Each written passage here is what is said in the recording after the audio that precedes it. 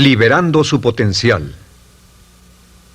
Hablando de potencial humano, ¿alguna vez se han preguntado a qué se debe la gran disparidad de resultados y desempeño entre una persona y otra? Una persona que percibe $250,000 anuales no es 10 veces más astuta ni mejor que una persona que percibe $25,000 anuales. ¿Por qué la diferencia de 10 veces sus ingresos? Y si tomamos a una persona que percibe $2,5 millones al año, ¿será esa persona 100 veces mejor, más astuta que la persona que gana $250,000? Imposible. En un estudio reciente de coeficiente intelectual probaron a 1,000 personas de una cierta población y llegaron a la conclusión de que la mejor persona entre los 1,000 solo era 2,5 veces más astuta que la persona de menor coeficiente intelectual. Solo 2,5 veces la disparidad, y tal vez eso sea con toda la población. ¿A qué supone que se debe la diferencia? Al hablar de potencial humano, llegamos a una fórmula que deduje hace algunos años. Tal vez eso lo explique un poco. La fórmula comienza con lo que llamamos AI, o sea, atributos innatos, las cualidades, la inteligencia, la habilidad, el temperamento, cosas con las que se nace que no pueden cambiarse mucho. Además de los atributos adquiridos. Estos atributos son muy importantes, son su educación, su capacitación, sus capacidades, su experiencia, conocimiento, sabiduría, etcétera, multiplicado por A, que es su actitud, es igual al potencial humano individual o al desempeño humano individual o resultados individuales humanos. Ahora, de estos tres, los atributos innatos se traen desde el nacimiento. Los adquiridos pueden cambiarse, pero se necesita cierto tiempo para ello, aunque a veces cambiamos muy rápidamente. Cierta información valiosa puede cambiar dramáticamente su eficacia, pero las actitudes pueden aumentarse o disminuirse dramáticamente en segundos. Cada vez que mejoramos nuestra actitud, multiplicamos todas nuestras capacidades. Una actitud ha sido llamada acertadamente el lenguaje más importante del ser humano, la palabra más importante del idioma en el humano. Todo lo que hacemos en la vida, según un estudio en Harvard entre estudiantes ejecutivos, será en un 85% de actitudes. Un 85% de su éxito estará determinado por su actitud. Eso significa que está determinado por cuán positivo o cuánta actitud mental positiva se tenga. Las personas con actitudes mentales positivas tienden a avanzar más rápidamente, se mueven hacia la cima en organizaciones valiosas, ganan más dinero, sacan más satisfacción de la vida. Una actitud mental positiva no significa que baile por las calles y arroje flores. Solo significa que tome una actitud constructiva en general o se aproxime hacia su trabajo, su vida, sus problemas, relaciones, etc. Según el informe Cox de las empresas americanas, según la revista Success, un 85% o más de todo lo que se logra se debe a la actitud. Y la pregunta es, ¿de dónde vienen las actitudes? Las actitudes vienen de las expectativas. Muy simple, ya hablamos de eso. Y una forma muy poderosa de mejorar su actitud instantáneamente es decir, aunque no lo crea, pienso que algo maravilloso va a ocurrirme hoy. Como dijimos antes, nuestras expectativas sobre los desenlaces determinan nuestra actitud. Si espera que las cosas salgan bien, tendrá una actitud positiva. Si espera que salgan mal, tendrá una actitud negativa. Y lo maravilloso es que podemos fabricar nuestras expectativas. Podemos esperar lo que deseamos. Podemos esperar cosas buenas, cosas malas, y no nos decepcionaremos. ¿De dónde surgen nuestras expectativas? Nuestras expectativas surgen de nuestras creencias y de nuestros valores. Son el centro de los factores motivacionales de nuestra personalidad, nuestras creencias, y esto nos conduce a un entendimiento del potencial humano. Significa básicamente que nuestra actitud es una expresión externa de lo que está ocurriendo internamente, y esto es consistente con las leyes mentales. Con respecto a las creencias, cada uno de nosotros tiene muchas creencias en el fondo que los psicólogos llaman los conceptos propios. El concepto propio, o su descubrimiento, es considerado por muchos como el logro único y más importante para comprender el desempeño humano en el siglo XX. Yo estoy de acuerdo. El concepto propio es como, si queremos usar una analogía militar, el centro de mando.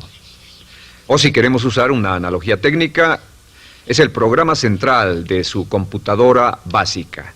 Es un grupo de creencias, valores, actitudes, sentimientos, ideas, etcétera, almacenadas en el fondo de nosotros y son el resultado de casi todas las experiencias que hemos tenido en la vida. Y algunos investigadores dicen que el concepto propio comienza a formarse aún antes del nacimiento, pero el concepto propio, una vez colocado, Precede, predice y determina sus niveles de eficacia y desempeño en todas las áreas de nuestra vida. El concepto propio se convierte en el centro de mando o el programa maestro. El concepto propio de este grupo de creencias determina lo que dirá, lo que hará, cómo actuará, cómo se siente y reacciona, etc. ¿Qué significa esto? Significa que todas las mejoras en su vida externa, todos los cambios en su realidad comienzan con un cambio en su concepto propio. Les voy a explicar lo que significa. Esta es una gráfica muy simple. Hablamos de potencial humano y decimos que la persona promedio usa un 10% o menos de su potencial. Según investigaciones, tal vez es mucho menos. El Instituto Stanford Brain en Santa Clara, California, estima que tal vez se aproxime a un 2%. Seremos generosos y diremos que la persona promedio usa un 10%. Significa que en los mejores casos, la mayoría, como usted o yo, no usamos un 90% de nuestro potencial. Uno de los mejores filósofos, Oliver Wendell Holmes, dice que la tragedia de la persona promedio es que llegan a la tumba con su música aún por dentro. Aún están funcionando con mucho menos de su potencial total. Y esto es el potencial humano. Sabemos que existe una relación directa entre el potencial humano y el concepto propio. Pero como nuestros conceptos propios o nuestras estimaciones de nosotros mismos generalmente son mucho menores de lo que debieran ser, nuestro nivel de desempeño y eficacia también es menor. Sabemos que nuestro concepto propio es altamente subjetivo. ¿Qué significa esto? Significa que el concepto propio, lo que pensamos que es cierto sobre nosotros mismos, no está basado en la realidad, está basado en información que hemos tomado y aceptado como cierto, hasta el grado en que creemos lo que sea de nosotros mismos y se vuelve cierto para nosotros porque actuamos de una forma consistente con ello. Algunas personas que leen sus horóscopos y creen en horóscopos predicen su futuro. Hay algunas personas que toman la crítica y las opiniones de otros a quienes ni siquiera respetan y hacen suyas esas ideas, dando un resultado muy negativo. Lo que piense, lo que acepte como cierto, se vuelve cierto para usted. También sabemos que como adultos tenemos una variedad de conceptos propios. Tenemos un concepto propio de cómo vestirnos, cuánto pesamos, lo que comemos, lo bien que podemos hablar en público, qué tipo de padres somos, qué tipo de hijos somos con nuestros padres, qué tipo de esposo o esposa somos, qué tipo de amante, de conductor. Lo interesante de manejar es que todos los hombres tienen un concepto muy positivo con respecto a esto. Las mujeres no entienden esto, pero los hombres nacen con un genio inherente para manejar. Todos los hombres son choferes excelentes. Si no lo creen, todo lo que tienen que hacer las mujeres que están viendo esto es pensar en la última vez que trataron de corregir la forma de conducir de un hombre y recordarán que no obtuvieron buenas respuestas. ¿Cómo respondemos ante alguien que desafía nuestro concepto propio, sugiriendo que no somos las personas que pensamos ser? Estamos a la defensiva, nos enfadamos, nos irritamos, es difícil que nos traten. Tenemos un concepto propio de lo creativos que somos, lo inteligentes, lo rápido que leemos, lo bueno que somos en los deportes, y si practicamos una gran variedad de ellos, tenemos un concepto propio para cada uno de ellos. Tenemos un concepto propio de lo bien que cocinamos, de lo bien que educamos a nuestros hijos, de lo bien que limpiamos nuestra casa, los autos que manejamos, etc. Y también de lo que valemos por lo que ganamos. Es muy interesante saber que nunca ganamos más del 10% de nuestro concepto propio en ingresos. Nuestro concepto propio determina nuestro nivel de ingresos. Este nivel de concepto propio se llama zona de confort. Y aunque querramos más dinero, veremos que la tendencia humana natural de todas las actitudes es luchar por lograr entrar a la zona de confort y luego quedarnos ahí. Si ganamos un 10% por encima de nuestro concepto propio de ingresos, tendremos una necesidad imperante de deshacernos de ese dinero. Lo donaremos, lo gastaremos en forma extravagante y hasta lo perderemos si recibimos demasiado. Las personas que ganan la lotería siempre están quebradas a los 2 o 3 años. Queman el dinero porque ese dinero está más allá de su concepto propio. Si gana 10% o menos de su nivel de concepto propio, se descubrirá luchando, trabajará más duro, más tiempo, pensará en forma más creativa, buscará diferentes formas para aumentar sus ingresos o sus segundos ingresos. La única forma de mejorar cualquier parte de su vida, incluyendo sus ingresos, es aumentando el nivel del concepto propio de sus ingresos, comenzando a pensar en usted como si estuviera ganando más dinero. Si quiere bajar de peso, la única forma en que podrá lograrlo es pensando en que está delgado. Piense en usted mismo como una persona más delgada. Si quiere volverse una persona más popular, más amorosa, más feliz o más sana, comience a pensar una y otra vez en esas cosas hasta que se vuelvan parte de su nuevo concepto propio. Hablaremos de eso más adelante. Es una parte esencial de la programación de su mente hacia el éxito. Su concepto propio global está determinado por el promedio de sus conceptos propios en las áreas que considere importantes. Ahora, su concepto propio está formado de 3 partes críticas. La primera parte del concepto propio es el ideal propio.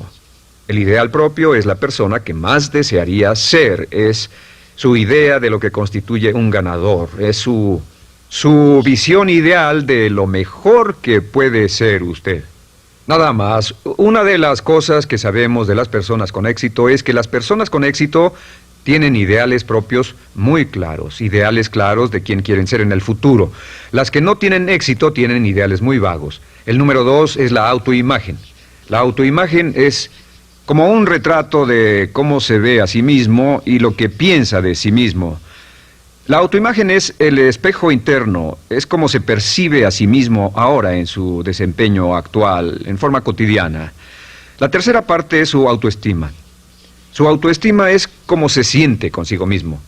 Cómo se siente consigo mismo es la fuerza motriz, el motor, la fuerza poderosa dentro de su subconsciente. Es la fuerza de energía dentro de su concepto propio y determina casi todo lo que le pasa. La mejor definición de autoestima es cuánto se agrada a sí mismo.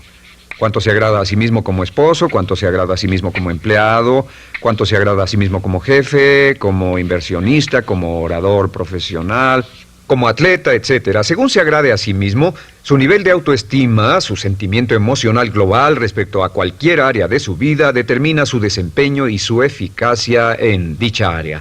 Lo sorprendente es que se convierte en lo que piensa, su concepto propio es maleable, su autoestima puede formarse repitiendo una y otra vez, me agrada mi persona, me agrada mi persona, me agrada mi persona.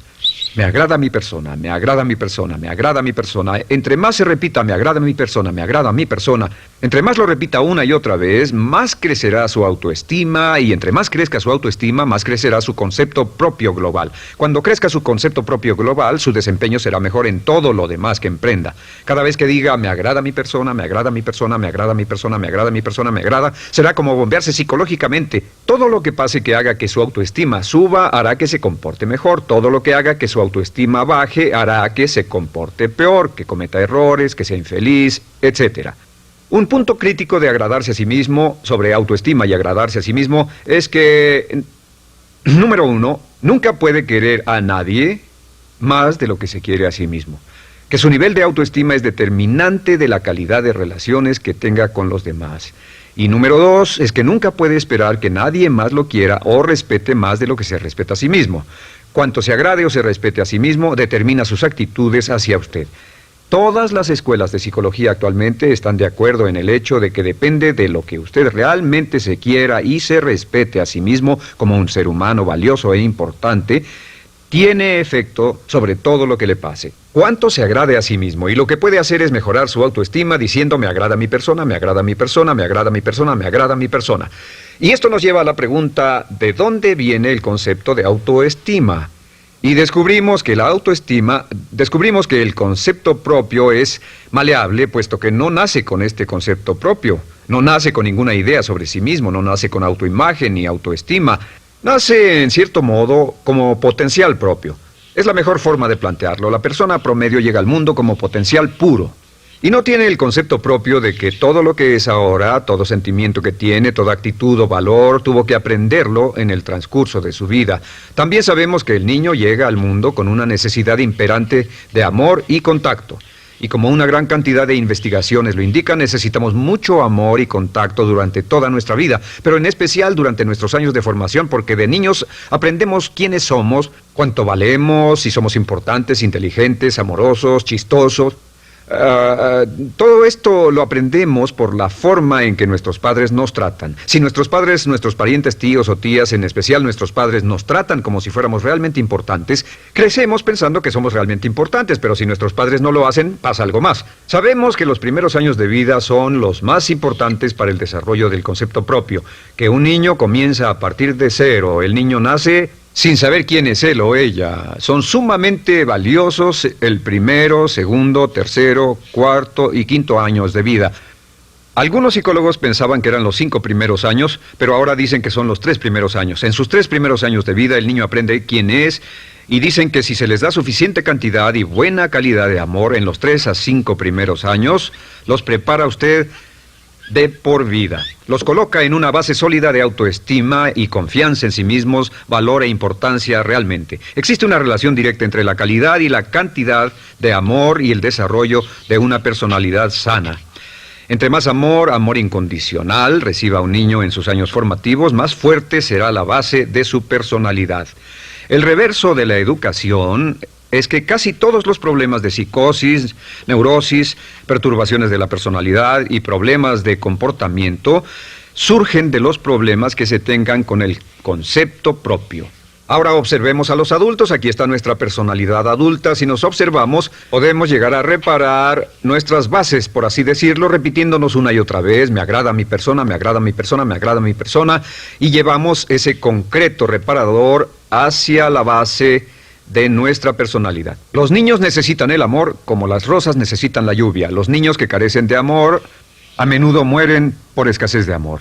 Es una enfermedad llamada marisma. Ahora, ¿qué más sabemos sobre los niños? Sabemos que los niños llegan al mundo con dos atributos notables. El primero es que no sienten temor. Los niños nacen sin temores. No temen a nada excepto a caerse y a los ruidos fuertes. Y esto se expresa en sus actitudes: yo puedo. Los niños llegan al mundo pensando que pueden hacer cualquier cosa, y quien haya criado a un niño hasta la edad de 3, 4 o 5 años sabe que debe pasar esos primeros años evitando que se maten, porque son como pilotos japoneses, porque no le tienen miedo a nada. Su segundo atributo es que llegan al mundo totalmente espontáneos. Dicen lo que quieren, hacen lo que quieren, son totalmente desinhibidos. Totalmente. Ellos no temen hacer nada de lo que desean, y esto se expresa en su actitud: no quiero. No tengo que hacerlo. Si ha tratado de controlar a un niño, lo habrá visto. Lo primero que dicen cuando comienza a darle órdenes, lo primero que aprenden es: no tengo que hacerlo. Claro, a veces cambiamos sus mentes de una u otra forma, pero estos son los dos atributos con los que los niños llegan al mundo. Llegan al mundo sin temores y desinhibidos. ¿Qué significa esto? Significa que nuestro derecho innato natural es no ser temerosos y ser desinhibidos. Y solo cuando podemos crear la misma situación en nuestra vida adulta, cuando no tememos y somos desinhibidos, nos sentimos a gusto con nosotros mismos. Las mejores organizaciones, las mejores compañías son las que crean un ambiente donde nos sentimos sin temores y sin reservas para ser nosotros mismos y para hacer lo mejor de nosotros. Al crecer descubrimos que los niños aprenden de dos maneras. La primera es por imitación. Imitan a uno o a ambos padres, en especial al padre dominante.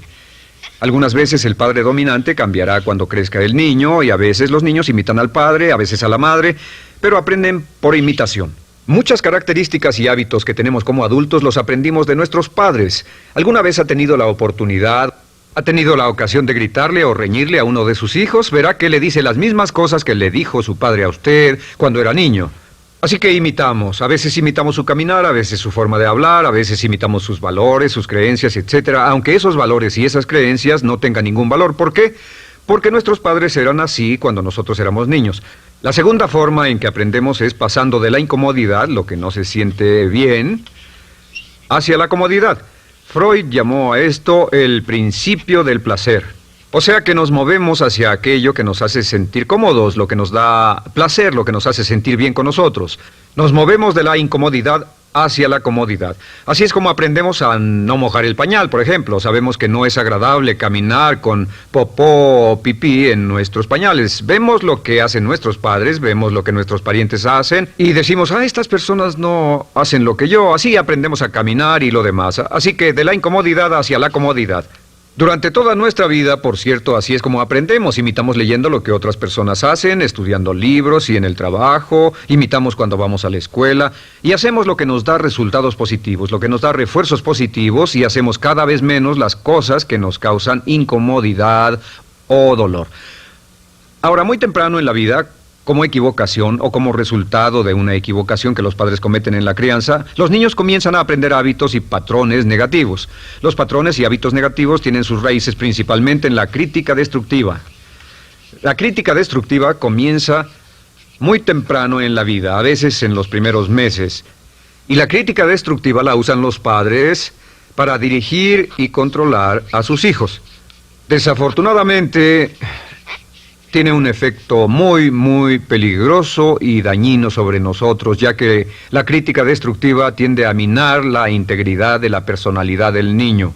Muchos de nosotros, incluyéndome a mí y a muchos de ustedes, nos hemos visto minados y heridos por la crítica destructiva más que todas las guerras en la historia. Ahora, como resultado de la crítica destructiva, comenzamos a desarrollar hábitos y patrones negativos. Los patrones de hábitos negativos son respuestas condicionadas hacia los estímulos. Los patrones de hábitos negativos se desarrollan en los inicios de la vida. Se desarrollan como resultado de una repetición del temor y el dolor una y otra vez. Se desarrollan como resultado de la crítica destructiva, el castigo físico, etc. En los inicios de la vida comenzamos a desarrollar dos manifestaciones que nos persiguen durante toda nuestra vida y más que ninguna otra cosa inhiben nuestro potencial. La primera es la llamada patrón de hábito negativo inhibido. El patrón de hábito negativo inhibido se aprende cuando al niño le dicen una y otra vez no. Aléjate de ahí, no toques eso, y se le castiga. Cuando el niño intenta algo nuevo, o se involucra con algo, o huele algo, o derrama algo, o rompe algo accidentalmente, el padre estalla y se enfada mucho. Como ven, el niño está impulsado por la curiosidad insaciable de explorar su mundo. Y lo que pasa es que cuando lo explora o se interesa y echa a perder algo, si el padre reacciona golpeando al niño, el niño comienza a pensar cada vez que intento algo nuevo, cada vez que intento algo diferente, cada vez que voy más allá de mis límites, cada vez que me salgo de mi zona de comodidad, cada vez que no juego sanamente, me golpean, me castigan, me lastiman, me envían a mi alcoba y me siento mal. Y muy pronto el niño desarrolla el sentimiento de no puedo, no puedo. No puedo. Cada vez que trato algo diferente, me castigan. No puedo, no puedo, no puedo. Es como la respuesta de Pavlov. Pavlov sonaba la campana y le daba de comer a un perro, y el perro salivaba, y Pavlov alimentaba al perro. Mientras sonaba la campana, el perro salivaba y siguió haciendo eso, y después Pavlov solo sonaba la campana y el perro salivaba. Lo que pasa en la vida adulta es que esto crea lo que llamamos temor al fracaso. El temor al fracaso es una respuesta condicionada a un proceso de crítica destructiva que ocurre en los primeros 5 o 6 años de la vida.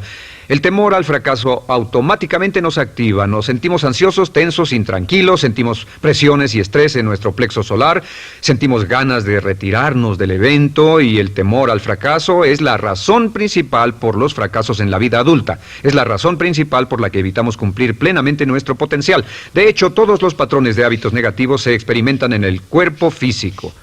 Puedes saber cuál es un patrón de hábito negativo porque se siente en el cuerpo físico, precisamente. El patrón de hábito negativo inhibido, el temor al fracaso, el no puedo, ocurre primero que todo en el plexo solar. ¿Ha tenido la ocasión donde debe hablar frente a un grupo, debe ir a una revisión de su desempeño o debe hacer una llamada determinante? Primero su plexo solar se aprieta. Si el temor continúa, su respiración se acelera. Su corazón comienza a latir apresuradamente, su frecuencia respiratoria aumenta y le duele la cabeza como migraña en la parte frontal, su garganta se le cierra y no puede hablar y se le seca la boca por completo, y como se pone tan tenso y asustado, va corriendo al baño. Estas son todas las manifestaciones. No hay peligro físico, pero sí peligro psicológico, una respuesta condicionada. Cuando sentimos estas cosas, la tendencia es retirarse de la situación que las ocasiona, y es la razón por la que no logramos mucho si retrocedemos. Es muy importante. El segundo patrón de hábitos negativos es el compulsivo. El patrón de hábito negativo compulsivo se aprende cuando a los niños se les dice una y otra vez: más vale que lo hagas. Si no lo haces, tendrás problemas o me las pagarás. A los niños se les convierte en recipientes del amor condicionado. Los padres no intentan hacer esto, pero lo que hacen es sugerirle al niño: no te amo, por lo tanto no estás a salvo, a menos y hasta que hagas lo que yo quiero. El niño crece sintiendo: tengo que hacer lo que quiera mi mamá. Debo complacerla, debo complacer a papá, debo complacer a los demás, debo complacer a mis parientes, y a veces debo complacer a mis semejantes, debo complacer a mis maestros, debo complacer a todo el mundo, y crecen con esto: debo. No puedo hacer lo que quiero hacer, debo hacer lo que complace a las demás personas. Este patrón de hábito negativo muy temprano en la vida se traduce en el temor al rechazo. El temor al rechazo lo experimentan los hombres como adultos como un comportamiento tipo A. Hablaremos del comportamiento tipo A posteriormente.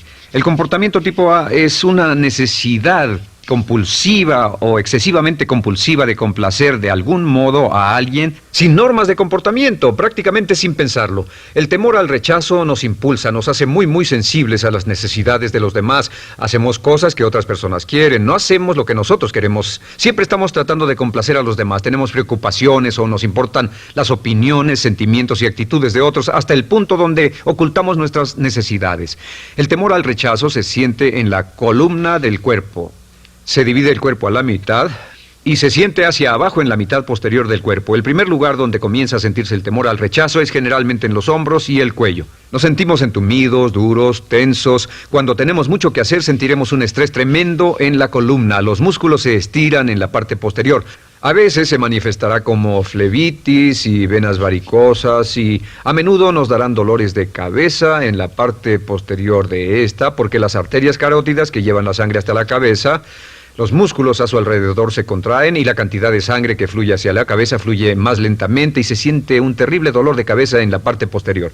Estos dos temores, los patrones de hábitos negativos compulsivos, el compulsivo y el inhibitorio, son resultado de la crítica destructiva, el gran destructor de la personalidad que nos persigue durante toda la vida.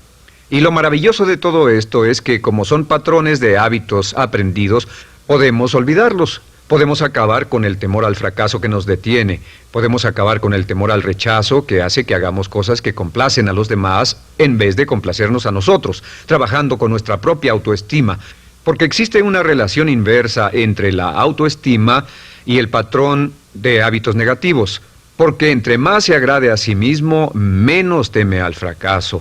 Entre más se agrade a sí mismo, menos teme al rechazo. Entre más se agrade a sí mismo, menos temerá a cualquier cosa. Y si sigue repitiendo, me agrada mi persona, me agrada mi persona, me agrada mi persona una y otra vez, si sigue diciendo esto, con el tiempo su autoestima sube más y más y más y más y sus temores desde luego bajan. Cuando su autoestima sube, sus temores van en dirección opuesta. Ahora, ¿cómo enfrentar la crítica destructiva si debe criticar a otras personas? Pues eso es muy simple. Muchos padres nos han preguntado eso. ¿Cómo se controla a los niños? Una de las claves para controlar a los niños es dirigirlos para que hagan algo constructivo en lugar de hacer algo destructivo. Otra cosa que debe recordarse es que lo que quiere hacer es que quiere dar una crítica informativa, crítica constructiva, lo que significa que se les dice a los niños lo que pueden hacer o a los adultos lo que pueden hacer mejor. Todo el propósito de dar retroalimentación de cualquier tipo es mejorar el desempeño. Si es padre o si es jefe o si es una persona en una relación, si una persona está haciendo algo malo o inadecuado, todo el propósito de darles cualquier tipo de retroalimentación es para que puedan hacerlo mejor. Sin embargo, existe una relación directa entre la autoestima y la crítica destructiva. Cada vez que se critica a una persona, su autoestima baja. Y cada vez que su autoestima baja, su habilidad para desempeñarse baja. Si critica a una persona en forma destructiva demasiado tiempo, llegará a un punto donde no intentarán nada. Se convierte en lo que llamamos hipersensible. Un adulto hipersensible es aquel que no puede aceptar críticas de nadie. Un adulto hipersensible es una persona que está muy tensa, ansiosa, si siquiera sugiere que no está haciendo lo correcto. Si trata con un adulto hipersensible, la clave es sentarlo y recordar 4 cosas. Número 1, comenzar con alabanzas. Número 2, proteja la autoestima de la persona a toda costa. Número 3, discuta el desempeño y no a la persona. Hable del comportamiento más que de la persona. Y número 4 es enfocarse hacia el futuro en vez de en el pasado. Enfóquese hacia lo que va a hacerse en forma diferente en el futuro en vez de lo que pasó en el pasado. ¿Por qué? Una razón muy simple, porque una persona no puede controlar el pasado. Al no poder controlar el pasado, cualquier crítica de lo que han hecho en el pasado les da un estrés tremendo y frustración. Así que, en resumen, la clave del éxito en la vida es una actitud mental positiva. Una actitud mental positiva se basa en expectativas de éxito, de una serie de expectativas positivas. Esa serie de expectativas positivas se basa en sus creencias y en su concepto de sí mismo. El centro de su concepto propio que determina su eficacia en la vida es su autoestima, y su autoestima se mide por cuanto se valore a sí mismo. Las dos cosas que nos frenan más que nada son el temor al fracaso y el temor al rechazo. Y uno de nuestros secretos centrales de éxito es este: Conviértase en un organismo generador de autoestima perpetua. Haga continuamente cosas para usted mismo, hacia sí mismo en su vida, que hagan que se agrade a sí mismo, que se ame, que se acepte, que se respete, que hagan que se sienta fantástico con usted mismo. Si es un jefe o un padre, no olvide que la clave para el máximo desempeño en su hogar y en su trabajo es hacer que las personas se sientan maravillosamente consigo mismas. Entre mejor se sienta consigo mismo y más se agrade, más probable será que logre que las personas a su alrededor lo quieran, lo acepten, lo respeten, se respeten.